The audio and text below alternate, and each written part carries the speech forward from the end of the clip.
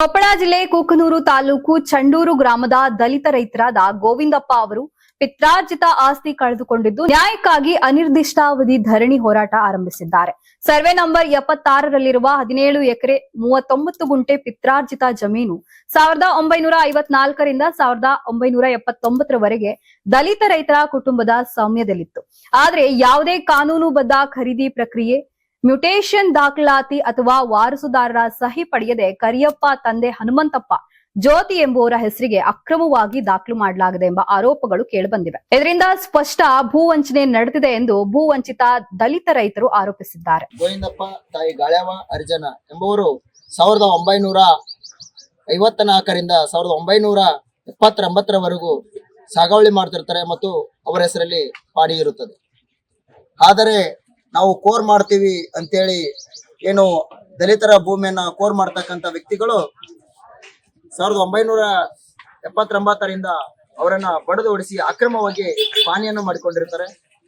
ಅದು ಅವರ ಹೆಸರಿಗೆ ಪಾನಿ ಹೇಗಾಯ್ತು ಮತ್ತು ಯಾವ ಮಾನದಂಡದ ಮೇಲೆ ಪಾನಿ ವರ್ಗಾವಣೆ ಆಗಿದೆ ಎಂಬುದನ್ನ ನಾವು ಖಂಡಿಸಿ ಈ ಹೋರಾಟವನ್ನು ಮಾಡ್ತಾ ಇದೀವಿ. ಮತ್ತು ಇನ್ನೊಂದು ವಿಶೇಷ ಏನಪ್ಪಾ ಅಂದ್ರೆ, ಇವತ್ತು ಮೂಲ ದಲಿತರು ಏನು ಸಾಗುವಳಿ ಮಾಡ್ತಿರ್ತಕ್ಕಂಥ ಭೂಮಿಯನ್ನ ಇವತ್ತು ಟೂರೆಂಟ್ ಸೋಲಾರ್ ಪವರ್ ಲಿಮಿಟೆಡ್ ಅವರು ಇವತ್ತು ಮೂಲ ದಲಿತರ ಅನುಮತಿ ಇಲ್ದಾನೆ ಮತ್ತು ಯಾವುದೇ ತಹಸೀಲ್ದಾರ್ ಅವರು ಮೊಟೇಷನ್ ಇಲ್ಲ ಅಂತ ಹೇಳಿದ ಮೇಲೂ ಸಹ ಇವತ್ತಿನ ಅಕ್ರಮವಾಗಿ ಕಾಮಗಾರಿಯನ್ನು ನಡೆಸ್ತಾ ಇದ್ದಾರೆ.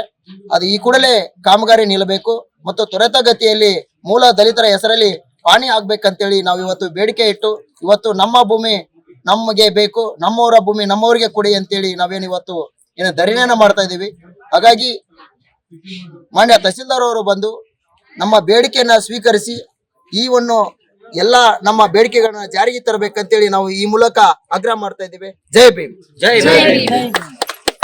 ಈ ಅಕ್ರಮದ ವಿರುದ್ಧ ಪಿತ್ರಾರ್ಜಿತ ಆಸ್ತಿಯನ್ನ ಮರಳಿ ಹಸ್ತಾಂತರಿಸಿ ನ್ಯಾಯ ಒದಗಿಸಬೇಕು ಎಂದು ಆಗ್ರಹಿಸಿ ಕರ್ನಾಟಕ ರಾಜ್ಯ ದಲಿತ ಸಂಘರ್ಷ ಸಮಿತಿ, ಅಂಬೇಡ್ಕರ್ ಧ್ವನಿ, ಕೊಪ್ಪಳ ಜಿಲ್ಲಾ ಸಮಿತಿ ಹಾಗೂ ಕುಕನೂರು ತಾಲೂಕು ಸಮಿತಿ ವತಿಯಿಂದ ಕುಕನೂರು ತಾಲೂಕು ತಹಶೀಲ್ದಾರ್ ಕಚೇರಿ ಮುಂಭಾಗದಲ್ಲಿ ಅನಿರ್ದಿಷ್ಟಾವಧಿ ಧರಣಿ ಹೋರಾಟ ನಡೆಯುತ್ತಿದೆ. ಧರಣಿ ಹೋರಾಟದಲ್ಲಿ ಕುಕನೂರು ತಾಲೂಕು ಅಧ್ಯಕ್ಷ ಶ್ರೀಕಾಂತ್ ಹೊಸ್ಮನಿ, ಕರಿಯಪ್ಪ ಮಣ್ಣಿನವರು, ಮೈಲಾರಪ್ಪ ಮಾದಿನೂರು ಸೇರಿದಂತೆ ದಲಿತ ಸಂಘರ್ಷ ಸಮಿತಿಯ ಪದಾಧಿಕಾರಿಗಳು ಭಾಗವಹಿಸಲಿದ್ದಾರೆ. ಧರಣಿ ಸ್ಥಳಕ್ಕೆ ಭೇಟಿ ನೀಡಿದ ತಹಶೀಲ್ದಾರ್ ಶ್ರೀ ಮುರಳೀಧರನ್ ಕುಲಕರ್ಣಿ ಅವರು ಮನವಿ ಸ್ವೀಕರಿಸಿ 3 ದಿನಗಳೊಳಗೆ ಎಲ್ಲಾ ದಾಖಲೆಗಳನ್ನ ಪರಿಶೀಲಿಸಿ ಕಾನೂನುಬದ್ಧ ಕ್ರಮ ಕೈಗೊಳ್ಳುವುದಾಗಿ ಭರವಸೆ ನೀಡಿದ್ದಾರೆ.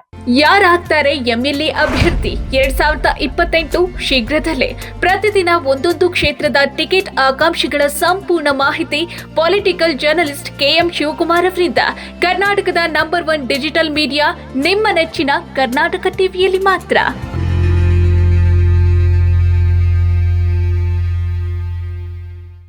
ನೀವು ಸಣ್ಣ ಆಗ್ಬೇಕಲ್ವಾ? ಅದು ಒಂದು ಉತ್ತಮ ಆಹಾರದಿಂದ ಸಣ್ಣ ಆಗ್ಬೇಕಲ್ವಾ? ಪ್ರತಿದಿನ ನಮ್ಮ ಜೀನಿ ಸ್ಲಿಮ್ ನ ಯೂಸ್ ಮಾಡಿ ಯಾವುದೇ ಸೈಡ್ ಎಫೆಕ್ಟ್ ಇಲ್ದಂಗೆ ನೀವು ಸಣ್ಣ ಆಗ್ತೀರಾ.